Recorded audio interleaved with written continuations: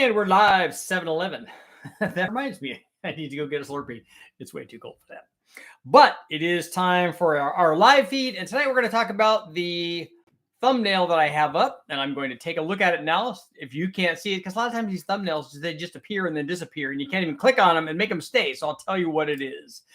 It is a test that I ran on a 5.3 liter LS. 5.3 liter was actually supplied by the guys at SP 5.3 liter. So it was we were originally going to do a big bang on this, strictly performance. And it was essentially a stock bottom endish. I think it had hard anodized pistons, so stock ones that were hard anodized. And we had ring gap in it, but it had a stock crank and stock block and stock rod, stock pistons, kind of a stock bottom end deal, although it did have the hard anodized pistons for some reason.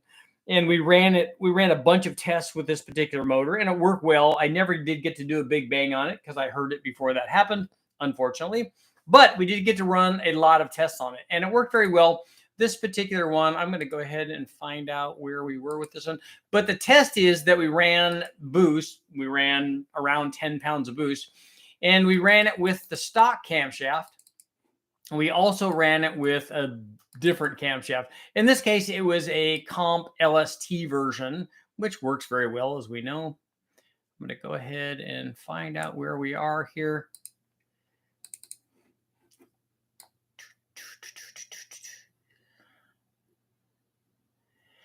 And this illustrates why exactly we run different camshafts when we run turbo motors, because the thing is, what happens is we get such like huge gains, especially with boost, because we get big gains anyway from our naturally aspirated combinations. But then when we add boost to it, we're multiplying that gain. So in this particular case, running, I think that this was at 10 pounds. Yeah, 10, 11-ish pounds or so. We went from about 650 horsepower to nearly 800 horsepower. So what happens is we picked up 150 horsepower from a camshaft swap. And it's not that a stock camshaft doesn't work with boost. It does. It works fine. It's just that you're starting out at a much lower power level, and then you're multiplying that. So when you're starting out with a lower amount. Every pound of boost is only worth a certain amount of power. But if you're starting out with more NA power, then every pound of boost is worth way more. So what ends up happening is you see here at the same boost level running a stock cam with the same turbo and air intercooler and all that stuff, same air fuel, same timing, but we picked up 150 horsepower. So still running 10 pounds, we're now at 800 instead of 650 horsepower. That's a good amount of power, and especially at the same boost level. So you can see this is why we do camshafts. But there's way more to this than what we're talking about, because we've seen this kind of thing. We put a sloppy stage 2 in it. We put a Brian Tooley Racing, stage 2 turbo cam, or any of these things because that's the thing. We talked about there being an optimized cam for all of this, but the reality is there's lots of cams that will give us this kind of power, because they're going to give us a certain amount of NA power, and that's what you should always be thinking in your mind. What's it going to do to the NA motor? How much power gain did I get? And then now we get to multiply that gain times boost, and we see this kind of thing. So this isn't the only cam that will give us this kind of gain. There are lots and lots of them that will give us this kind of gain. So we don't need to talk about that. We already know that. We've talked about that 100 times. You put a good camshaft in it, it makes lots more NA power, and then it makes lots more boost. Or not lots more boost, but it makes lots more power under boost. Again, lots and lots of cams will do that. I don't want to focus on that. I don't want to focus on the 150 horsepower gain or near 150 horsepower. That's not uncommon at all. But if we look at the other side of the curve, and I'll explain this to you if you can't see the graph because of the thumbnail, like the disappearing act that this thing that it provides, is we're seeing a gain in power starting at about 4,200 RPM. We're seeing huge gains out past 5,000, 5,500, 6,000, 6,500. We're seeing nearly 200 horsepower at 6,300 RPM, to give you an idea, because the stock camshaft is done making power. It's falling way off. But the other camshaft is just getting started in making power. In fact, it's making peak power near there, where the stock cam is falling off so bad. But if we look at the other side of the curve, like below 32 or 3,300 RPM, because they made the same power from about, well, not 32 or 3,300. If we look at the power curve from 3,700 to 4,200, the two cams actually made the same power under boost. But below that, the stock cam actually made more power than the bigger cam did. And this is very important. This is very important because of spool rate. And that's what we're seeing here. We're seeing a change in spool rate with the bigger cam because the bigger cam actually lost power down low compared to the stock cam. And things got even worse when we were interjecting boost into this equation. So I'm going to go ahead and take a look and see. I think that this was a fairly good sized turbo, which is why we're seeing such a disparity. This was, yes, an S480 Borg-Warner turbo. This was a T4 version, so a little bit better for this kind of application. In fact, it was the T4 version of this S480 from, I think this came from LJMS. The T4 version of the Borg-Warner turbo was actually chosen to work on a 5.3. It belonged to David Freiberger, and he was using it on 5.3 that he had. But even still, it's really big for what we were doing with it. And it's also big enough that it becomes problematic when we're asking it, the turbo, to respond. So on an 800 horsepower turbo or on an 800 horsepower application, that's not the ideal choice for turbo. And when you combine that with the fact that the bigger camshaft, this LST camshaft, is not the best choice for this power level and displacement either. So I'm gonna give you some specs on the LST camshaft because I've got those here. At least I thought that I had those here.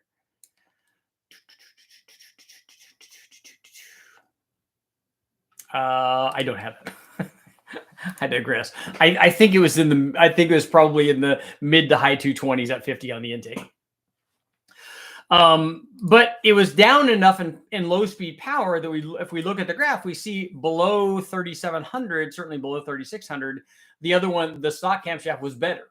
And the reason for that is because it made more low speed power NA, and then that more NA power down low makes more boost down low too. So now the difference between those two, even if they were kind of small to begin with, they're enough that one of them, the stock cam, might now have a pound or a pound and a half more boost there before the thing finally comes up and gets to the wastegate, and the wastegate opens up and we're running at 10 pounds. If we see a pound or a pound and a half more boost down low, down at 3,100, 3,200, 3,300 RPM, that shows us the disparity in torque between those two down there. Because just like up top, where our power gains get multiplied under boost, the torque gains down low will also get multiplied under boost. So we see an even more dramatic difference in spool rate down there, more boost, more torque. And that's what happens with the big cam. And so while the big cam offered big gains at the same boost, we got nearly 150 extra horsepower, we lost power down low. So what I would do, and what I recommend more often than not, is that rather than have this situation, unless you're running a drag race car and you've got a 4,000 or 3,500 RPM stall converter on the thing, where you're only going to be taking advantage of the good part of it, we would tell you that, or I would tell you that. Look, if you have that, and especially if you have that, and you have a 3,000 or 3,500 stall converter that's NA, and then now that you've added boost to it, the stall speed is going to be higher because you're making more power. So if you're up in an area where there's no difference in torque, and where you're only going to be now taking advantage of all of the extra gain, you can get away with this. But for a street application, or for an application where you don't have that high of a stall speed, or you don't have Gary to take advantage of that, this extra boost response is going to be beneficial. And that's why I recommend the smaller cam, because what we can choose is a smaller cam that's still going to have huge gains out of the top, because it's very easy to get big gains out on top compared to any of the stock cams. You can also, with a smaller camshaft, get the low end response of the stock cam. You can probably duplicate that, or at the very least shift this crossover point where the stock cam is making more torque. You can shift that lower into a more realistic range where any kind of normal stall converter, a stock one, a 2,500, 2,800 kind of thing, where any of those converters is now going to be able to take advantage of, like, where they're either equal, or even in the case of like a truck Norris cam or torque cam, something smaller, you're going to be able to have all the response you want down there, plus you'll have all of the power up top. Because let's face it, if we didn't get the 150 horsepower gain at the same boost level and we turn the boost up a pound, now we have all of that, or turn it up 2 pounds, now we have all of that. So you can, that's why with a smaller cam, it improves all of the stuff down low where we can use it. But if we don't want to go down all the way, maybe down to a stock converter, unless it's a street car. If it's a track car, then we want to adjust our camshaft that we need with the converter we're going to use for the application we have, and all of that stuff can be adjusted with the camshaft. So let's see what you guys got going on. What's up? Good evening. 1 Liter Mafia is in the house. We're live. What engine are we talking about? We're talking about this was actually a 5.3 liter from the guys at Strictly Performance, basically a stock bottom end. That combination also had some mildly ported heads that came from the guys at K-Tech, because the Strictly Performance long block, the stock bottom end long block thing, there were 706 heads that were ported by K-Tech, but not given the full whammy treatment though.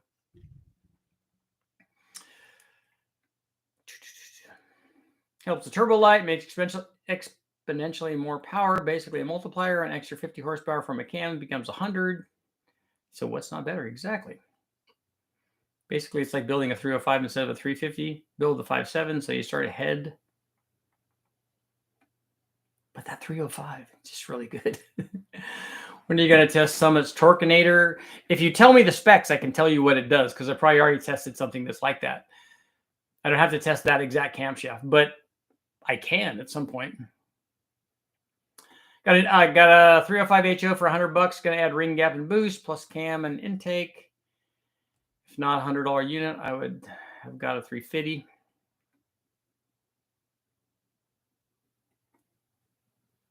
You're going to put a tune port on it?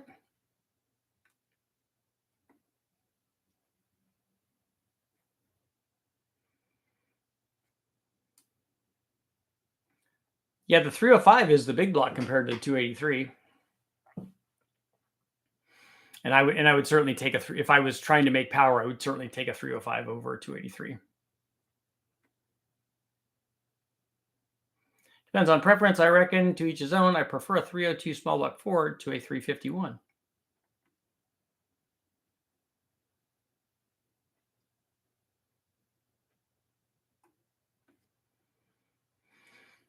I have the Jag Sloppy Stage 2 version. I think that they're probably all the same, right? The real question is, where does one want power? That's true, because there's an argument that can be made for high RPM power for drag racing. There's a benefit to that if you have the gearing to go along with that.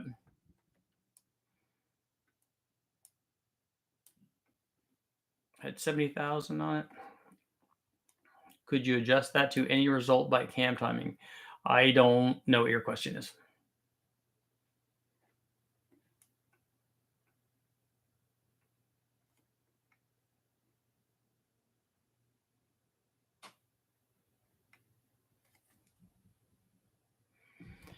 Richard, do you have a favorite power adder? I don't.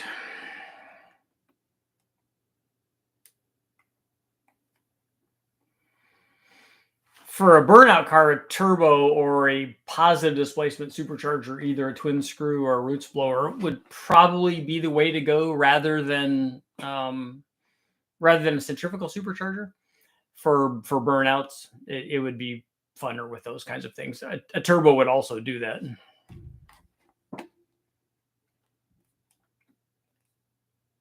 Long-time viewer, first-time commenting. Well, welcome aboard. Question: in your experience, have you found what given intake exhaust port volumes and valve sizes are equal? Is there a port shape that would say is better? Have you found when given intake and exhaust port volumes and valve sizes are equal, is there a port shape that you would say would be better? I don't think the airflow cares about shape as much. There are shapes that are going to be more efficient with a given volume. For a good example of this is a rec port head. A rectangular design is not good because it has dead spaces in the corner. So it's not doing anything. So that's why they have the roval shape now. I mean, they've had it for a long time. But a round or an oval shape would be better than a rectangular port is because it doesn't have the dead space.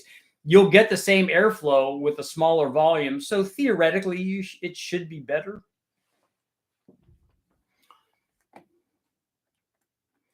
I have a Dart 302 on the way for my Fox body. I use the Extreme Energy cam, but I have 10 pounds of boost on supercharger. What cam should I be using having boost for my 3? The camshaft is not going to care about the 10 pounds of boost. The camshaft, your choice of camshaft should be dependent on what you want to do with your camshaft. Do you want it to drive around? Do you have a stock converter? All of those things. We've run way more than 10 pounds of boost on that camshaft. The camshaft doesn't even know what boost is. It has no idea what the boost level is. The 10 pounds is just going to elevate whatever your NA combination is higher than 7 pounds would, and not as much as 15 pounds would. How does one differentiate a good turbo cam versus stock? Just a better adjustability of where the power should be. You shouldn't be thinking turbo cam so much. You should be thinking, what do I want? And we just went over this. What do I want the camshaft to do? What do I want it to do NA? Do I want it to work with a stock converter? Do I want it to run at 8,000 RPM?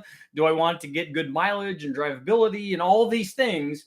And then just add boost to whatever that is, and you'll do fine.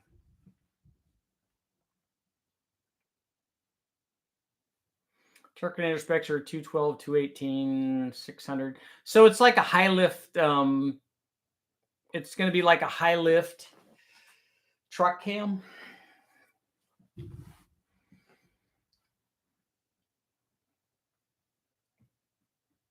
I would think that cam's not going to make what the Truck Norris does. I would think it's going to be more toward I think that's a stage 2 truck-ish cam. Probably between those two. Just a guess. It's hopefully getting the top half. So you're talking about your 305. It's hopefully getting the top half of my L98. Small cam for a truck, just better low boost, just for random fun. That'll be good. That'll be perfect. The tune port stuff and boost is going to work well together. They make lots of torque that way.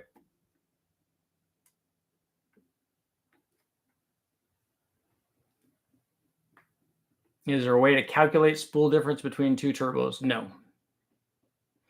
You'd have to test it because it would be very specific to your application. I'm 5-speed, don't care about fuel mileage. I just want to maximize my horsepower in the mid-range.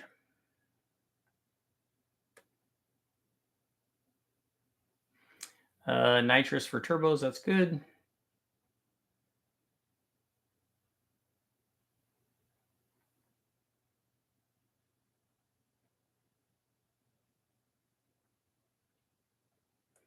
Crazy. It sounds my brother just won the Fox Body Stranger Things from the Street Racing channel. Very cool.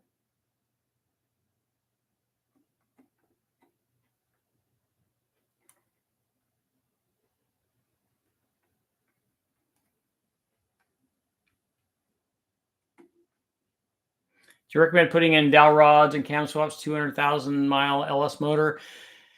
Yeah, usually you can hear it when you're spinning the cam around. When you're taking after you've taken the timing gear off, and I like to spin the cam around. You can even do it with you can bolt the timing gear back on without the chain on it and use it to spin the cam around.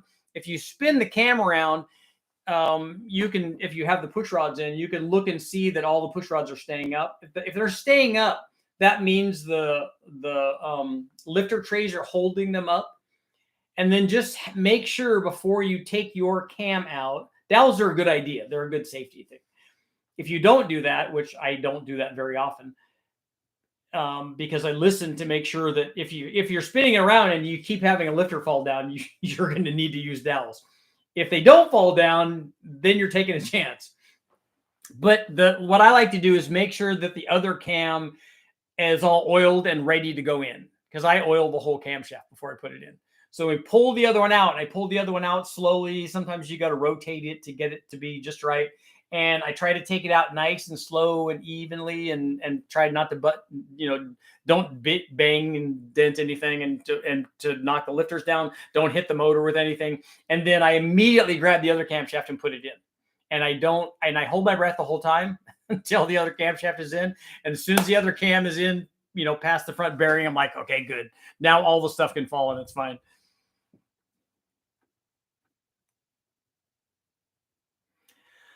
I have a 5-speed and don't care about mileage. Jeremy, I don't remember what your question was now that I've gone off on something else. Oh, the Dart 302. Well, that camshaft works good for a street motor, but there are much more powerful camshafts, especially if you have good cylinder heads and stuff. That extreme energy, or the XFI 236 camshaft, the 236 248 works really good on a 363 if that's what you have. You can even go bigger than that if you want to go nuts.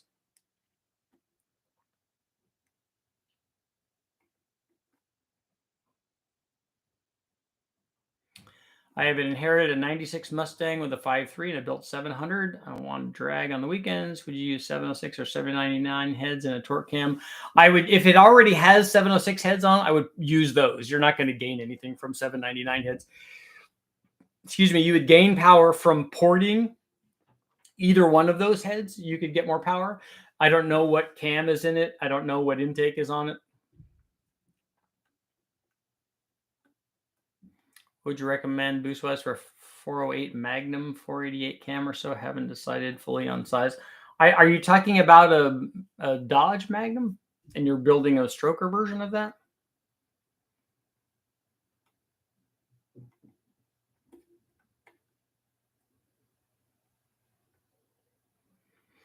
Thomas, I've never tested just lift, although we did do just recently we did the camshaft test with the Truck Norris, the low lift and the high lift version, and showed the change on that. And there was very little on that particular one.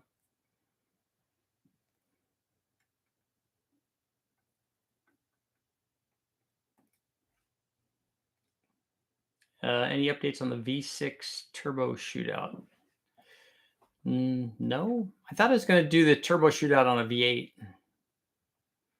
Where you tap your 3800 for turbo oil? There's a sending unit somewhere that we used.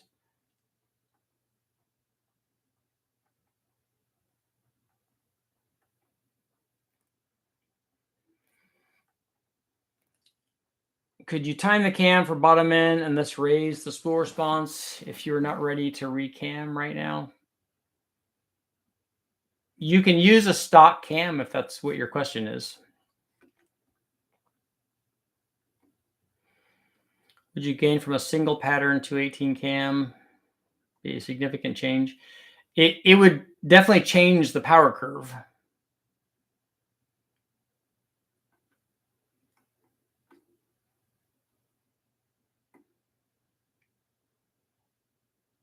Don't 3800s have the oil pressure center on the backside near the balancer above the oil filter? I think where we took our feed was near the oil filter. I think that's where the sending unit was. So we got to hide this user on the channel. I don't know why they're bothering me. I didn't do anything to them.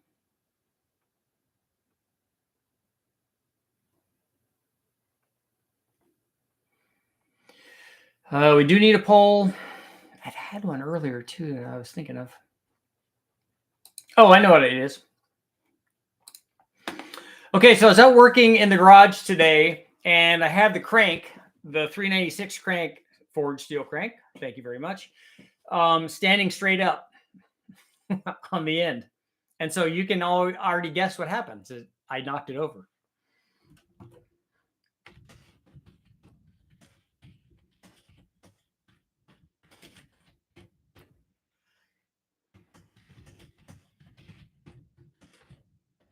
So I knocked over the 396 crank. The question is, did I damage it when I knocked it over? That's our poll for today.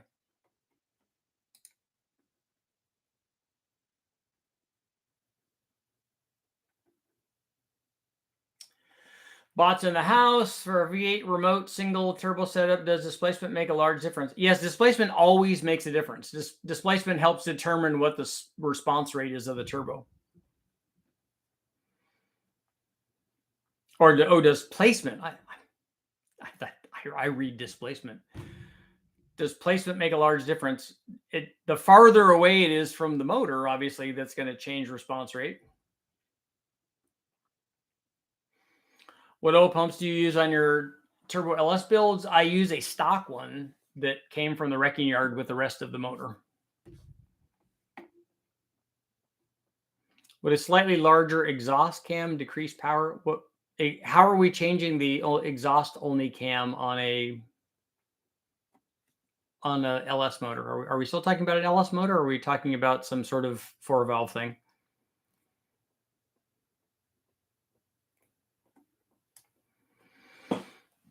You guys are going off the rails here. What duration affects the characteristic of a camshaft the most? They both do. They're both equal. They're actually not. I think it's the intake more than anything. Talking about using a muffler and converter as well.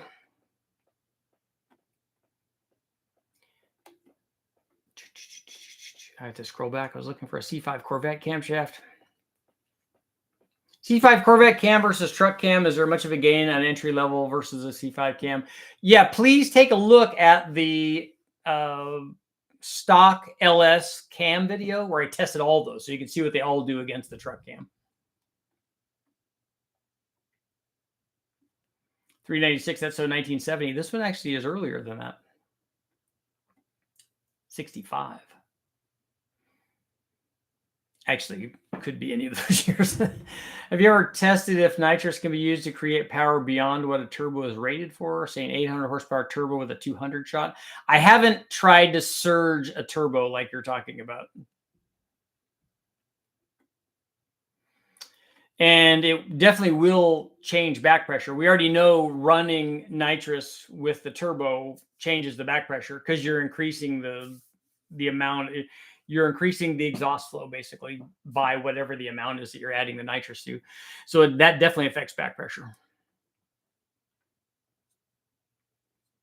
Did it ring like a bell? Yes, it did. Crank will buff out. And just hit a counterweight. It's fine. Yeah, we don't use it. That 396, the SS 396, the L78, whatever, didn't have a cast crank. It has a steel crank.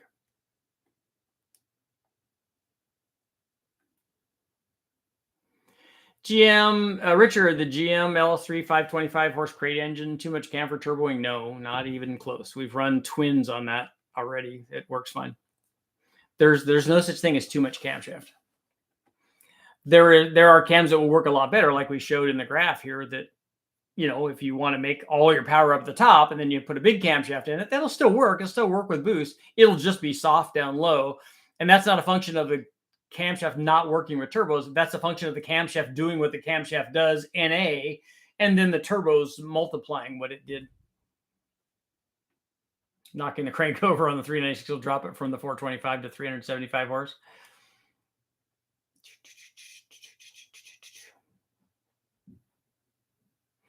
The thing that I'm happy about, and the first thing, and that's why I love Lisa, the first thing she asked me is, that didn't land on your foot, did it? I said, no, you'd have heard about that. Now I'm only concerned that I damaged a very expensive crank. She said, I'm more worried that it would have damaged your foot. I said, oh yeah, that would have been really bad. It might have just chopped toes off, which would have been awesome.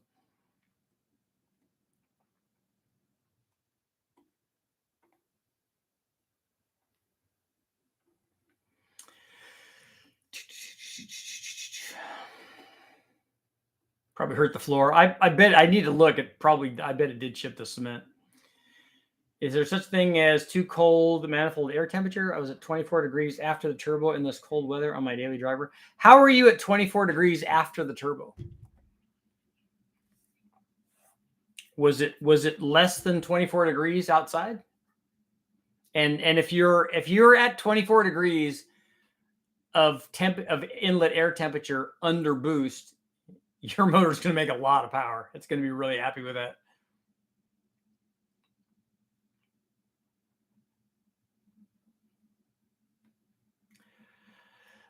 Mark, we've run Gen 3 rods like 70, 80 pulls over 1,000 horsepower. So when people say they're weak, it's just a relative thing.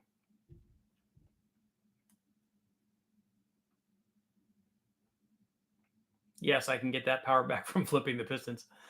Looking for turbo suggestions. Twin LS362, more emphasis on response. What camshaft are you using and what power level are you wanting? If you've ever seen anybody straighten out a crankshaft, are they just hammering on it? Is that the way they're doing it?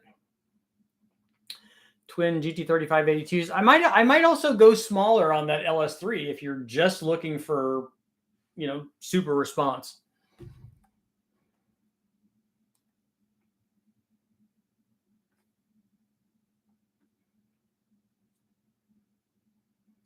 This crank should be good to go, I think.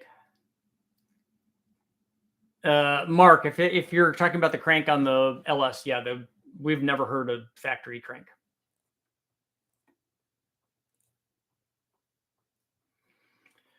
20-degree morning. So on a 20-degree morning, you're saying that you only gain 4 degrees in temperature. Was it not under boost then? Was it just cruising along?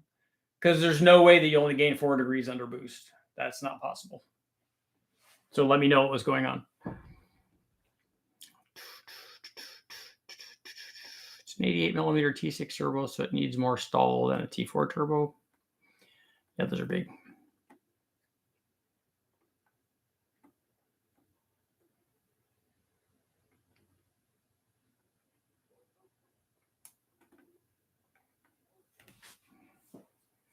We ran GT3582s on there and it made more than 1,000 horsepower. You can also get things that are more responsive than that, like a 3076. So if you're only looking for 600, 700, 800 horsepower, then you could go with smaller ones. I would have probably stuck my foot under the crank to break its fall. I know. I do that all the time. Things that I drop. I do it on. I'm pretty good at catching or stopping spark plugs when we drop them. When we're working on the dyno. I just tried to do a spark plug stall on my foot. Sometimes it's enough that it just hits that and then rolls off onto the floor. That's okay because then you don't break the porcelain or close the gap or whatever. That all works good, but I don't know that I'd do that on a steel crank. I think there would have been toes laying on the ground.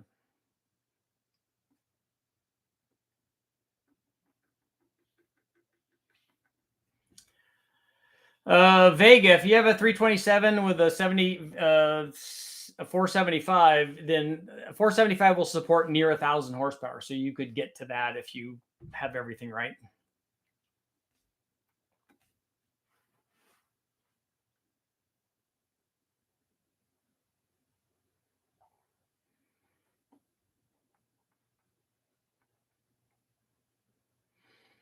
Is an LS1 78 millimeter throttle body enough air for a mild camshaft? Yes. Look at the 5.3 with the cams that we ran. That one was making 460 or something flywheel, and we just have a stock throttle body on it. I think we would pick up power at that level by putting a fast on it or a Trailblazer SS, but some of that's going to be intake manifold. It's not going to be just from a bigger throttle body. And then the throttle body has to match the size of the opening on the intake manifold anyway. Is there any benefit to running different roller rockers, rocker ratios? Yeah, sometimes there are. I have videos up on it for LS stuff, but we've tested those a lot on other engine families as well.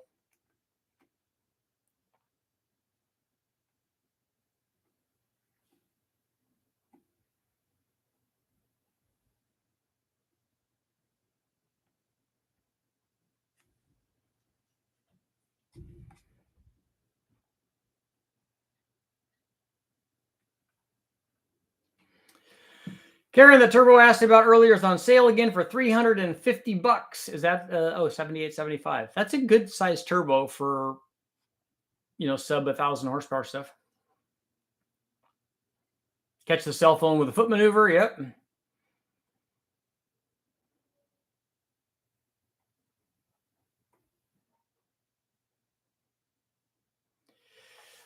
Stan, Richard, I have a stock LS3 eventually going with a centrifugal supercharger. Would it hurt to add a boost cam before boosting it? No, it won't do anything, but you don't have to add a boost cam. In fact, I wouldn't. I mean, a centrifugal supercharger cam is a little bit better way to go in terms of camshafts than a positive displacement blower camshaft, at least the ones that they label as that.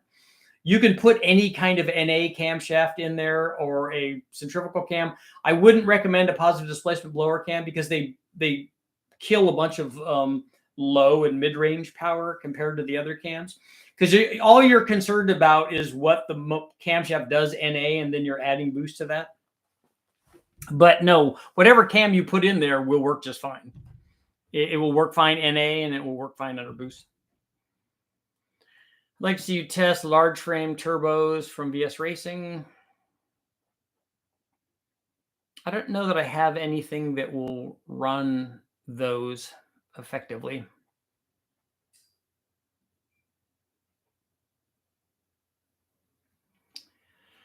Richard Allor phrase in short my question since it wasn't noticed. I didn't see. Monty, do you have any experience with free to use open source tuning software for factory PCMs? No, I don't ever use that. I use the Holly, and I have used Fast, although we don't use that nearly as much, and the MS3 Pro on the engine dyno, because we don't want to use tuning software on the engine dyno. I don't want to use it. I don't even really want to learn it. The factory stuff, because it takes too long to run each. I have to have the tuning has to go fast because I have lots of tests I have to get done. So I don't. That's why we don't use like reflashing or whatever factory PCMs on the engine dyno.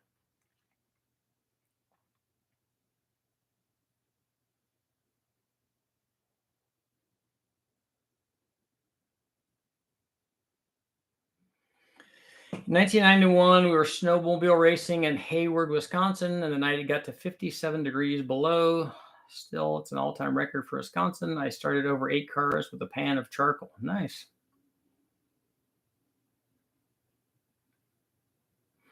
Speaking of plugs, what kind of plugs? We run NGKs.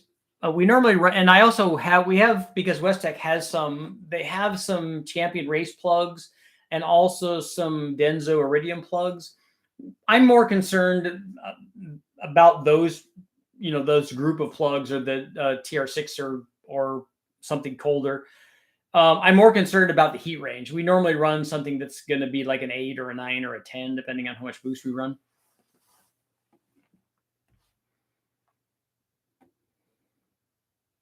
I dropped a tool in my shop the other day and caught it. Unfortunately, it was a soldering iron. Yeah, that's not good.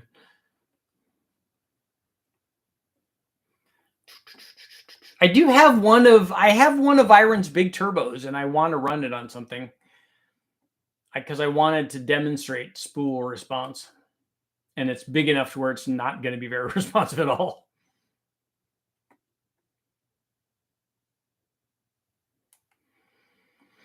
Has anybody here towed with a truck Norris cam?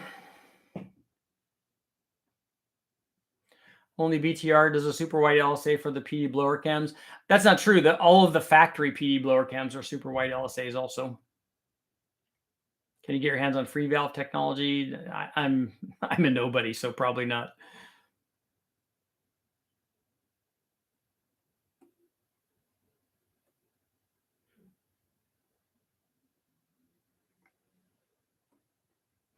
The truck Norris cam should work good for towing.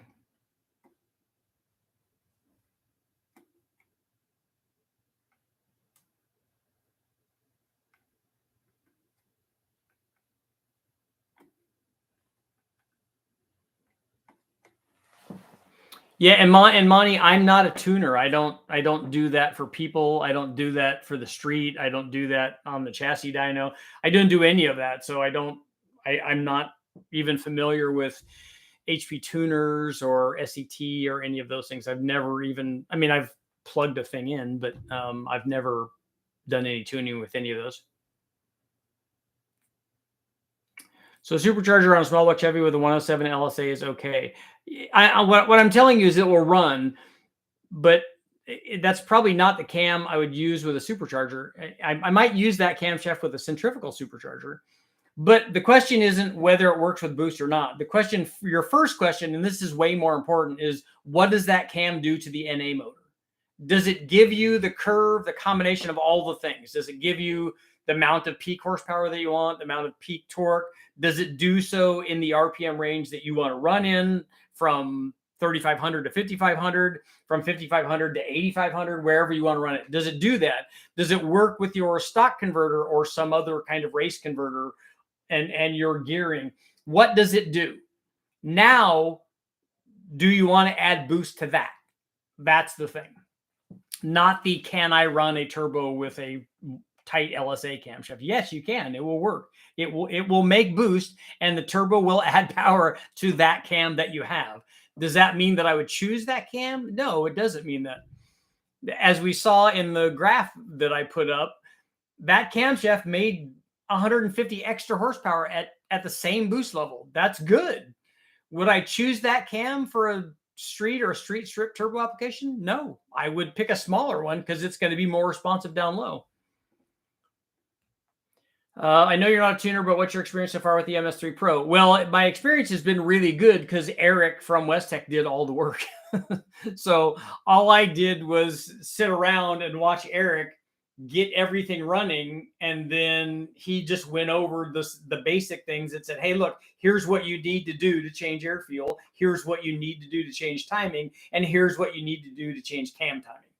And once I have those things and I can go up or down and go up or down on either one of them, then it's all very easy, especially after the motor is already running and we've already made sweeps, and I, adding or subtracting fuel is easy. Adding, subtracting timing is easy. And now adding or subtracting cam timing is also easy because it's just another one of the variables. So if we run it and I run it at 0 degrees and then 5 degrees and 10 and 15, 20, whatever, we find out where the thing wants to be. And then after that, we don't have to do a bunch of testing after that. The only thing that had to change is we had to redo that sweep after we ran it NA. And we added boost to it. We wanted to go through that sweep again and find out what's going on. So now I obviously need to do more testing because I've only run the MS3 Pro on the Atlas motor. Any tips on finding parts for a tall deck 72302 block? What is a tall deck 302 block?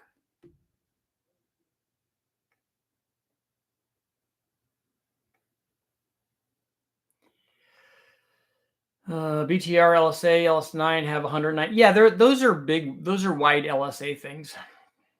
How should I prep a 67 Mustang street strip for 650 to 800 horsepower body, frame, and rear end? Well, what motor are you going to do this with? I can tell you what to do with the motor. The rest of the stuff is, I'm not going to be the guy to talk to because I'm not a transmission guy and I'm not a rear end. I mean, it's probably going to be a 9-inch, but I'm not a rear end guy.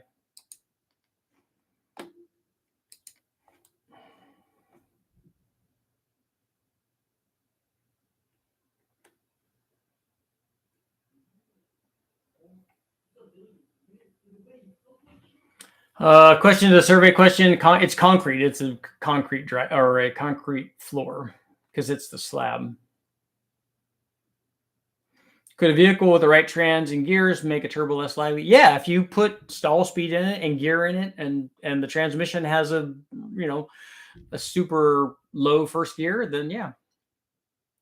Small block Chevy, how much lift will I gain by switching from 1.5 to 1.6? It's just a percentage gain. If you have a 300 lift, low lift cam, you go from 450 lift to 480 lift.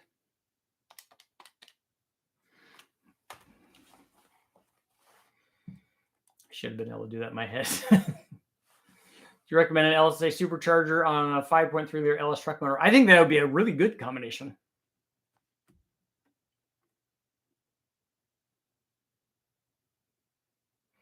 Don't let the EPA hear you messing around with factory ECUs. I don't do any of that stuff on the engine dyno, so I really don't have to worry about it. I'm not a tuner. I'm not out doing stuff out on the street. I'm not doing any of that.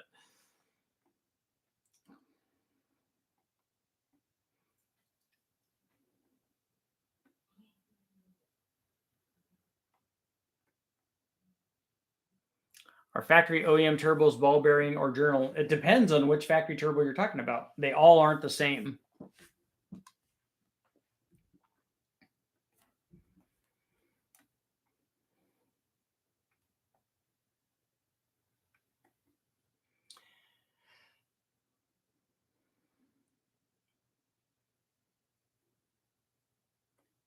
How can I slow the acceleration down from 60 to 65 to 110 on my 200 HD passing gear jumps in the speeds? Does anybody have any answers for what he's asking? It's not engine dyno related. I think they had a Taldex Melbuck Ford in Australia. Was that the that's just a Cleveland. That's a Cleveland with a short stroke crankshaft in it. We were talking about that earlier with Dean the dancing machine.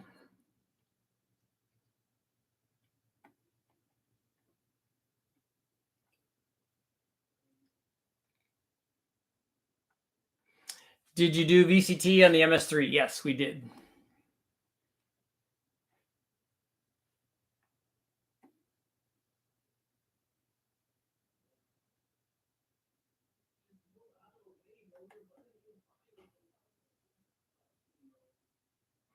It's possible to get an engine to make a flat torque curve and horsepower curves from Eric, you can't do that. You can't have the torque curve be flat and the horsepower curve be flat. That won't work. Mathematically, that can't work. If the torque curve is flat, then the horsepower curve will rise. You can only have one of those things.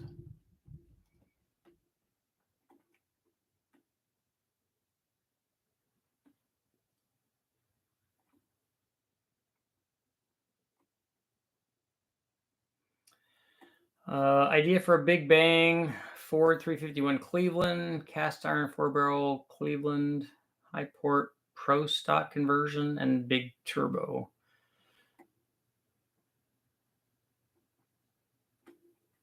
I think we would just use aftermarket Cleveland heads if we were doing a Cleveland. I don't have any. I don't think I've ever tested any of the Zana turbos.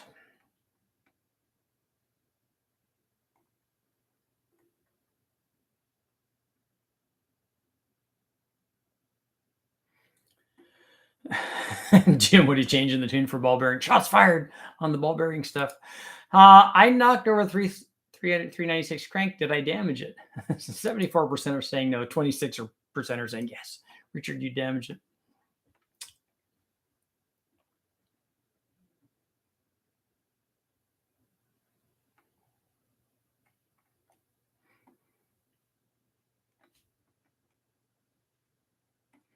Thanks for the comments on the BTR cam. Happy to help.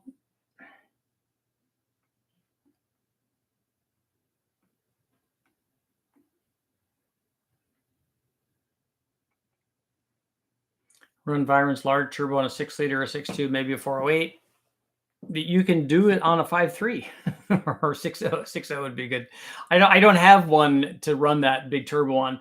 I probably will run it on not at a high boost level, but I will run it on that little 4.8 or the L33 5.3 just to see how we go about getting the thing spooled up.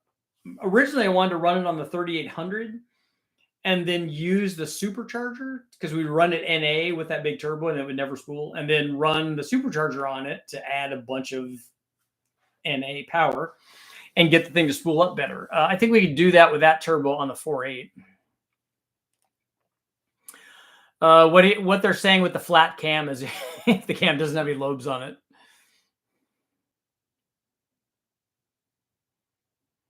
How much compression have you gotten away with? That's the wrong question. The static compression is not going to determine how much you can get away with on pump gas. There are a lot of things that go into that.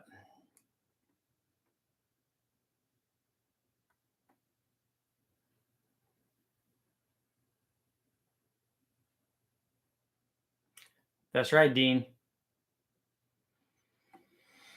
And the unknown comic. When are the Pontiacs hitting the dyno? Is the 292 done? And what about the slant? So all of that, really, all of that in one comment. I don't have the data, but Rich does. There are some back pressure videos he's done using VS turbos. I do have some back pressure using this, probably the 7875.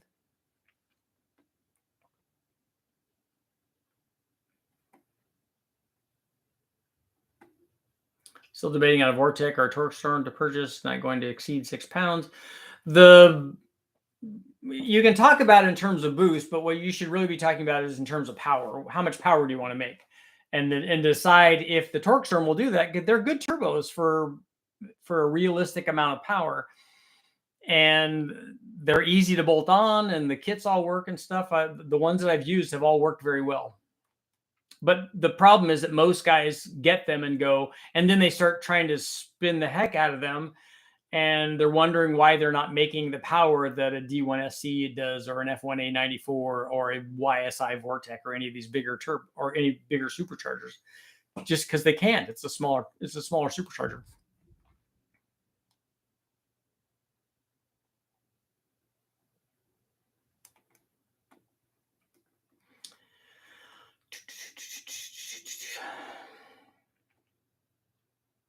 Not going to exceed 6 pounds. That's right. I only want to run this much.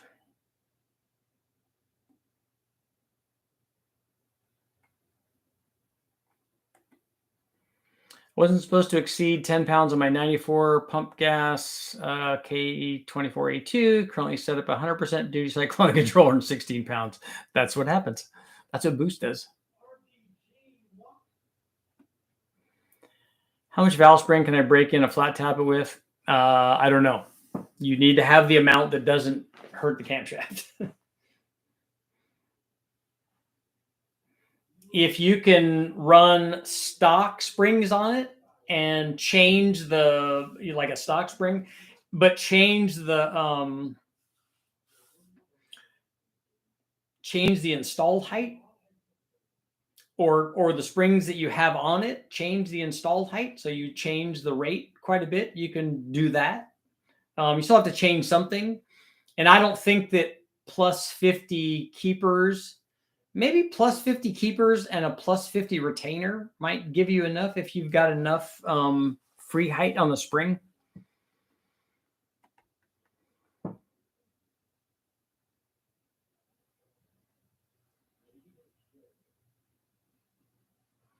Richard, love the video on the hooker cast versus tubular turbo headers. What do you think? Hot side turbo housing inlets, V-band versus divided versus 4-bolt flange. I haven't ever run that test.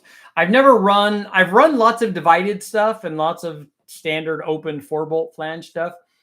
I've never run a V-band other than the V-band that we use on the Y-pipe on the LS. I ran a V-band, but it's a V-band then that goes to an adapter, and then the V-band goes to either a T3 or a T4 or a T6, because that way I can run all the turbos. But I've never done a V-band housing, so I don't know what those flow rates are. I don't have any idea.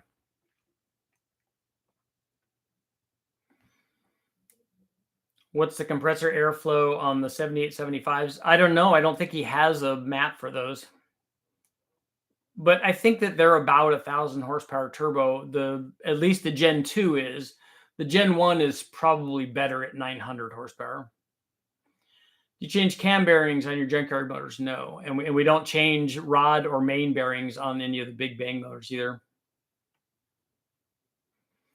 Yeah, Dan saying you could change rocker ratio too, but a lot of times guys don't want to buy rockers to do that. The spring is usually an easier thing because it's something that you're going to have. Does the volume of the intake manifold affect turbo lag? No. The two instances, or the two examples they have, there's an LS1 intake versus a Holley high ram. That has nothing to do with the volume inside the manifold. It has everything to do with the runner length in the manifold. The runner length is what's changing the response rate, because a high ram is technically a short runner intake manifold, and it's designed for higher engine speeds. And so it's soft down low. And your LS1 intake, which by the way is the worst factory intake manifold of the LS family, everything is better than the LS1. But if you have a later LS1, you actually have an LS6 because they eventually upgraded the LS1 intake manifold to LS6s in all of those examples. But it's long runner versus short runner, and that's why you're having that power change. At what point can you no longer effectively take timing away to prevent knock? The thing that you have to worry about with continuing to retard timing is you start getting into EGT problems.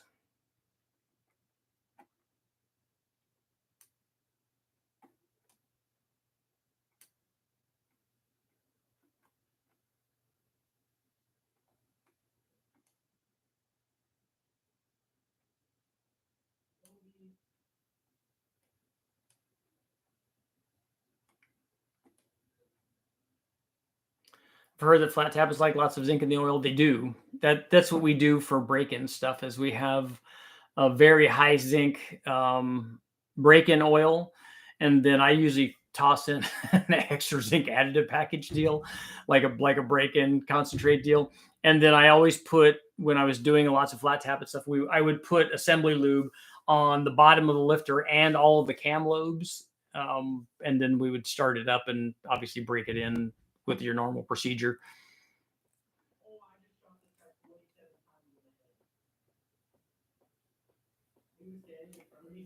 Yeah, Jimmy, they're always going to turn the boost up. There's nobody that just runs a little bit of boost.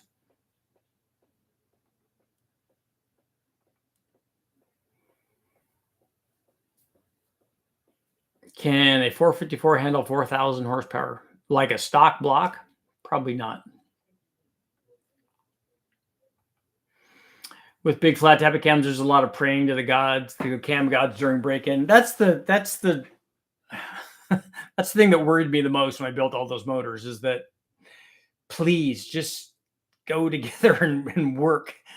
Please, cam, just work. Just let me get this testing done.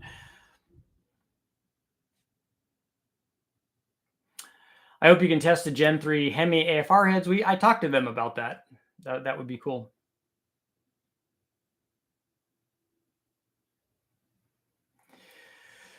I've seen people discussing what different turbos are the exact same spec, but different brand names like VS Racing. If the turbo is exactly the same, then it makes exactly the same power. The different brand names might have, if it makes different power, then there's something different about the turbo. The wheel, the inducer, the exducer on the hot side or the cold side, the housings are different. Something is different about them. Otherwise, they wouldn't make power. Obviously, they don't care about whose name is on them. And just because the people call them the same thing doesn't mean they're actually the same thing. That, like I said, there could be differences somewhere that they're getting different power from.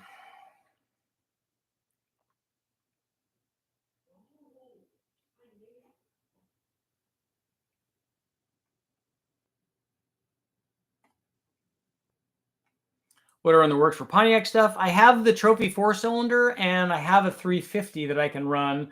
I also have a 400 thing that I can maybe do, or it's just going to get sold so that we can get this young lady a bunch of money or some money. Richard, if you were planning for a LS 408 stroker but wanted some life out of it, what is it you're using it for? Are you using it for a daily driver? I like having stuff in the 10-to-1 range because it allows you to run efficiently as a street motor, especially obviously with a good aluminum head on it. If it was only going to be used for towing with a stock camshaft, then I probably would run less compression. But if it's any kind of performance build, I probably would run near 10-to-1.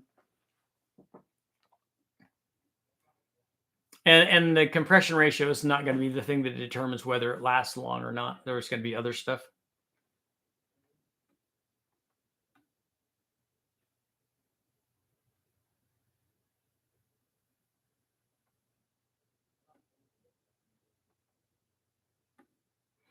A 500 lift cam is not very big.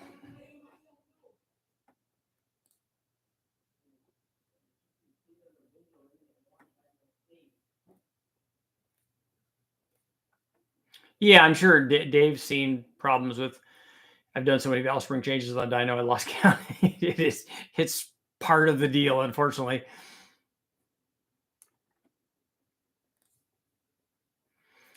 Have you ever heard of using Vaseline as assembly lube? I haven't. I've heard of people putting that in. It was fairly common for guys to pack the oil pump with that. I don't think I've ever done that. We usually, if the oil pump is going in right away and the motor's being run, which is the case a lot of times, I'll just use oil in there. Otherwise, we'll put some kind of sticky assembly lube. The Lucas stuff works good. There's lots of different ones. Redline has some stuff. There's lots of guys that have stuff like that. So I'll put something in there that won't just like drain away from sitting there. But if it's going to run right away, we just put oil in it. And then we always, like if it's a small block Chevy or Ford or big block or whatever, we put a priming tool in there and we fill the thing full of oil and spin it up and make sure that everything has oil. All the rockers get oil, all the lifters, all of that stuff before the thing even runs.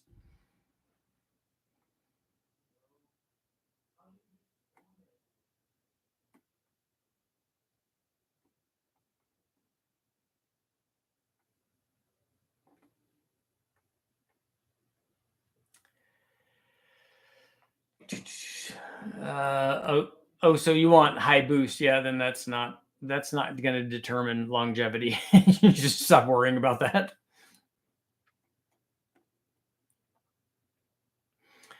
So you reckon 2.5-inch exhaust or 3-inch exhaust on a mild cam 5.3? Either one of those will be fine for that.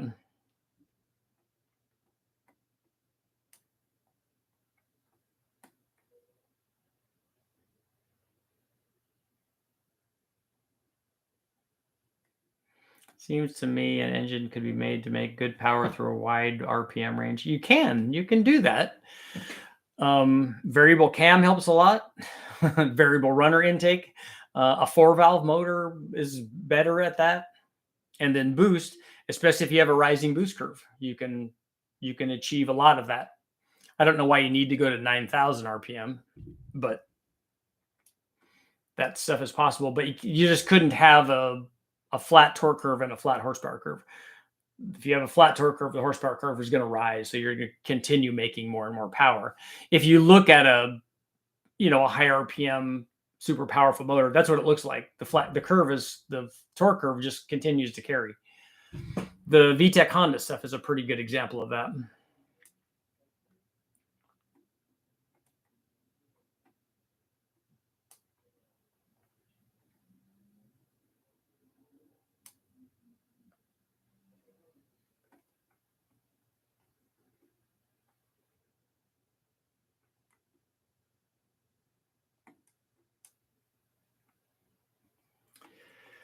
Let's see. If I've done the calculator right, is 11.43 dynamic compression okay for 93? You need to disavow yourself of the idea that dynamic compression is going to determine whether or not that motor will run on 93, because that's not the only thing.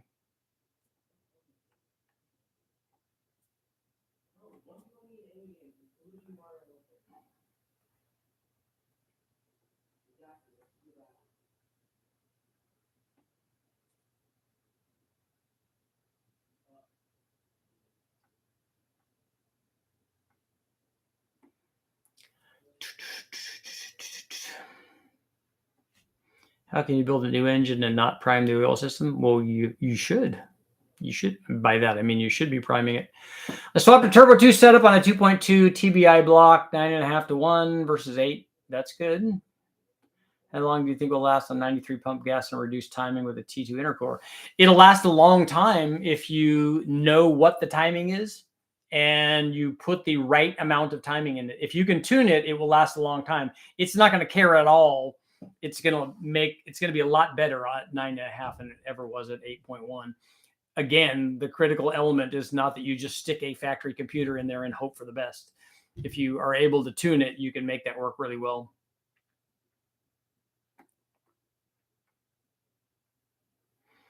Roman, that's what we were talking about. You always break the camshaft. Not a roller cam. That's not going to matter at all. But on a flat tappet cam, you always break it in with very light spring pressure and then change the springs to your like race springs.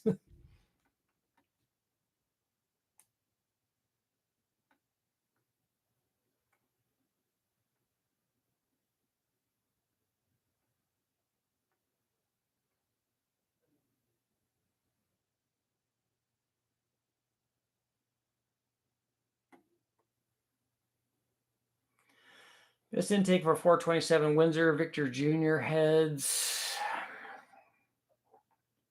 256, 264, 11 to 1, 85 with a Vortex. So do you want to run it EFI or do you want to run it carbureted?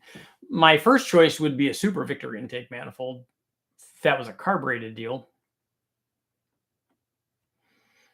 Or if that is, let's see, 427 Windsor, or if it's going to be fuel injected, the Holley Hiram might be a good choice for that.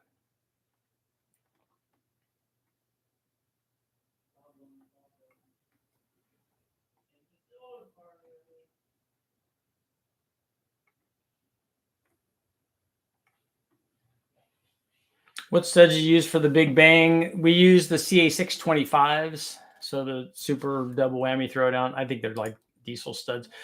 So we're going to close out the poll at 73% saying no, that I didn't hurt it. So that's official now.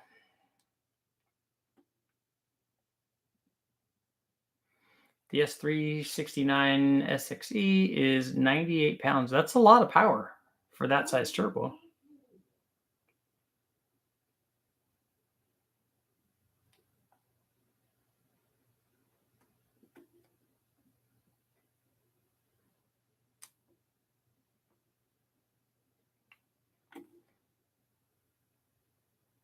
So why does a Buick need assembly lube?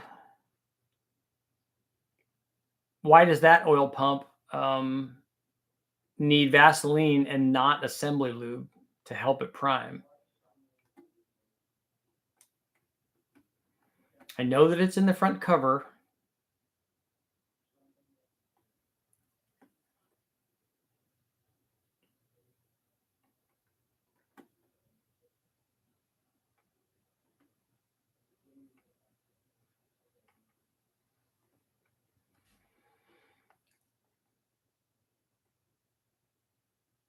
What did the crank fall on? It fell on the concrete.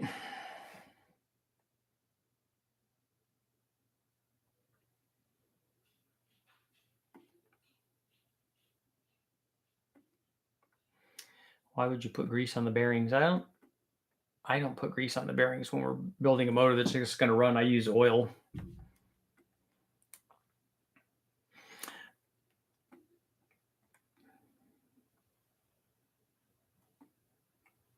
Watching the videos and engine masters has been instrumental in putting together an LS1 setup with a hooker manifold. Nice.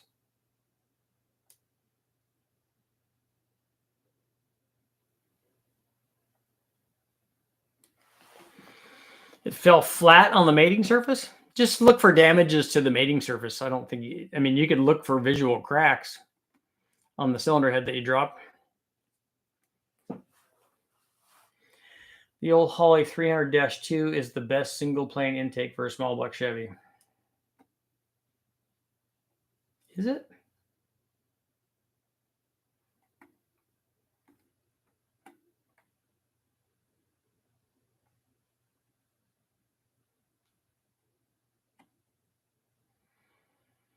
So otherwise it won't prime. So it'll only prime with Vaseline and not with assembly lube.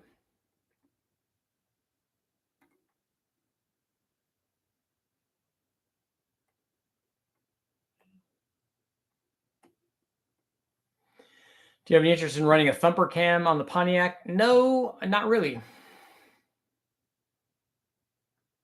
Stock time is at 12 degrees. Someone on the forums ran 8 for 5,000 miles and 100 quarter mile passes maybe.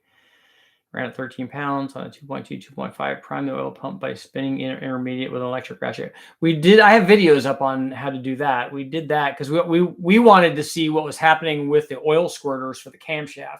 And so that's what we are most interested in. But it also primed the rest of the motor.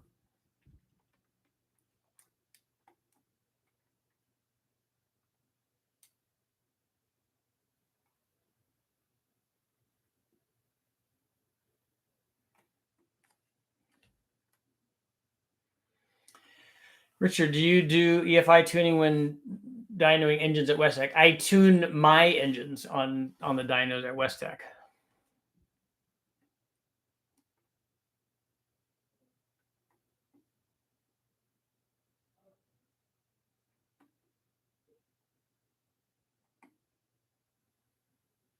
Let's see, a blow through Quadrajet.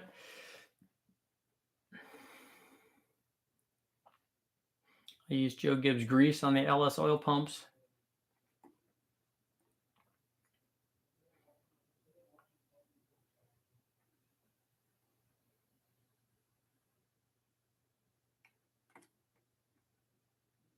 Rotary builders like to use Vaseline. I don't have any preferred ECUs because I'm not a tuner. I use the ECUs that we have that work well, and so far we run, and I've gone over this many times. We run a Holley, either HP or now Terminator also, and then the MS3 Pro. But I'm the wrong guy to ask about ECUs if you're driving them out on the street.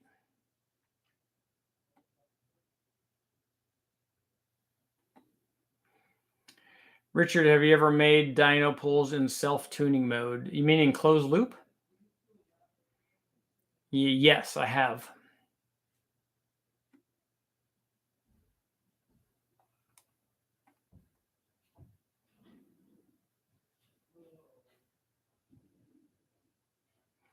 Richard, did you find a J series yet? I'm not really looking for any other motors right now, but there's lots. I see J series all the time on the out at the wrecking yard.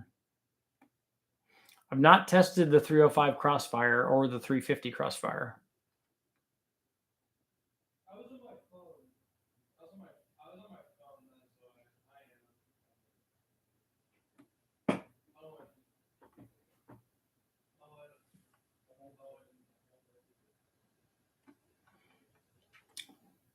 Sing us a song.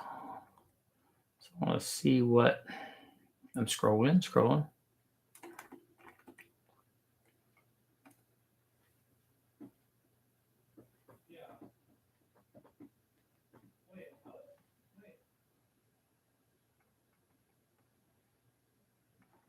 And I'm scrolling.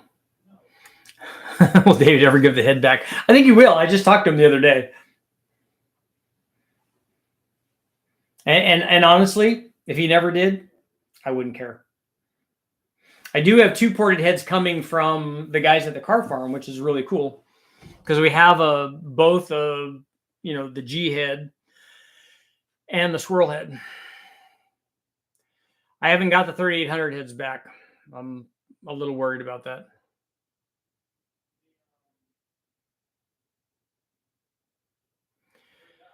Do you follow any superstitions when assembling engines? The only superstition I have is that I'd like to be there by myself so that I'm not talking to anybody and forgetting where I am. And I like to adjust valves like that too. and most of the things that I do, swapping cams and things like that, I do by myself because then I know that I got stuff done. I always worry, and I probably shouldn't, especially with the guys like Brule there, that when I'm doing something that like he's doing one side of the motor and I'm doing the other side, it just always worries me that did I do everything that I was supposed to do? Did he do everything that he was supposed to do? I don't have control of that, so I don't know. So that stuff kind of concerns me. Have you ever split a 302 block? Only doing stuff with Jimmy at HP Performance. He split one when we did a test of running a stock 5-liter motor under boost and then running it on the chassis dyno and then taking it out to the drag strip and then doing heads cam and intake and taking it to the chassis dyno and then running it at the drag strip. And at the drag strip, it split the block. Were Crossfire runners too long to make horsepower? No, a Crossfire intake manifold is actually probably shorter than a tune port is, but they're really, really small.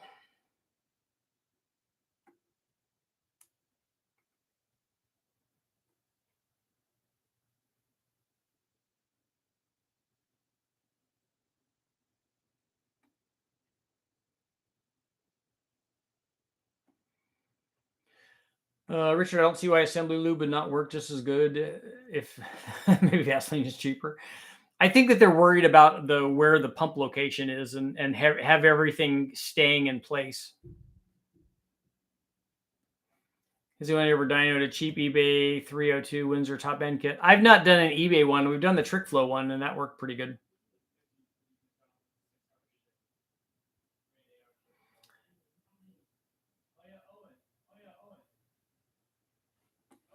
What's the big hype about having a cam degree versus dot to dot? They just want to see that the cam is doing what they're saying that cam is supposed to do.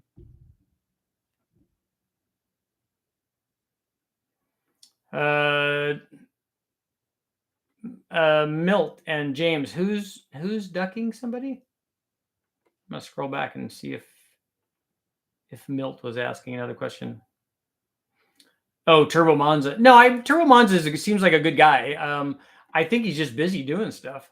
I haven't heard from him in a while.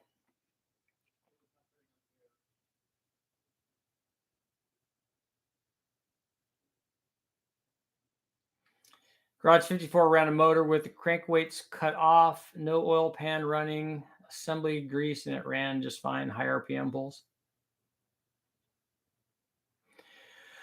I remember you mentioning getting a 4-bar map sensor. Actually, somebody sent me a 5-bar, which doesn't give you a very good resolution, but it's more than enough to do what we do. And I haven't ever run that thing again.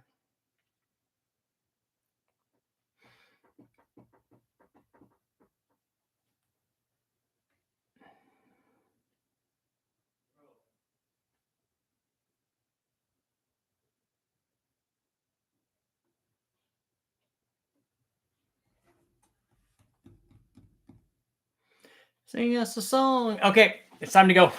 I've been here long enough. I got stuff to do. But thank you guys, as always, for showing up. Another awesome live feed. And I will see you guys all in the morning.